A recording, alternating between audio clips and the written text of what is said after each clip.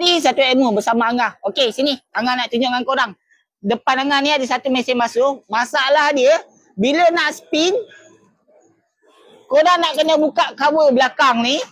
Korang nak kena ketuk dia motor ni. Ketuk dia motor ni, barulah selektor dia ni tarik. Siapa ada masalah macam ni? Baik ngaku sekarang. Siapa ada masalah macam ni, korang jangan pening-pening. Korang pergi je cari dia motor yang baru ni, korang tukar je. Sebab apa kena tukar? Sebab dia motor dalam ni dah rosak. Sepatutnya yang normal dia, bila kita spin, kain baju tu dengan, kain baju pula, dia motor ni, dia akan tarik. Tapi ni sekarang dia tak nak tarik. Kita nak kena ketukkan dia, barulah dia tarik. Untuk masalah ni sering terjadi dekat mesin basuh jenama Shark, Panasonic, LG paling kerap lah terjadi. So korang kena rajin-rajin tengok korang punya dia motor ni. So dapat tak ilmu ni? Kalau dapat, kongsi dengan kawan-kawan korang yang kaki DIY. Tapi tak lupa juga korang kena support Angah sikit.